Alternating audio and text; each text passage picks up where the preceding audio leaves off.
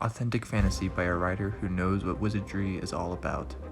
One of the best fantasy novels to appear since The Lord of the Rings. Absolutely first class.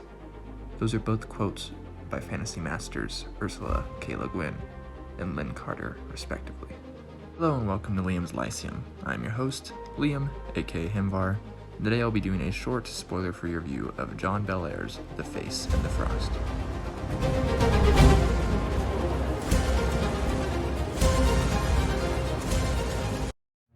Face in the Frost is a 1969 short novel by John Bellairs. It is fantasy but with comedy and horror elements as well. Our main characters are Prospero, a wizard of the Southern Kingdom, and Roger Bacon, an adventurer and also a wizard, who recently returned from England. As far as where the story takes place in these mythical, made-up realms, I'm not really sure relatively where England is, even by the end of the novel.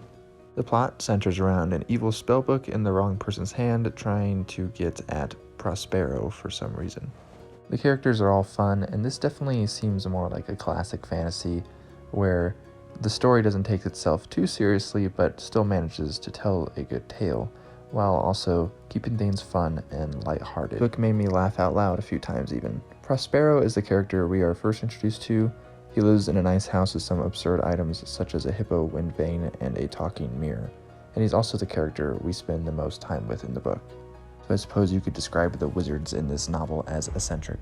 The writing itself is very easy, and the story moves along swiftly from one point to another. This is a very short book. Even though it is small, it still manages to pack in a lot. There is more than just magicians. There are magical plants, we also have trolls, kings, warlocks, ghostly apparitions, and loads more. This is also an appendix in book, one that influenced Gary Gygax in Dungeons & Dragons for those who like to read those as well.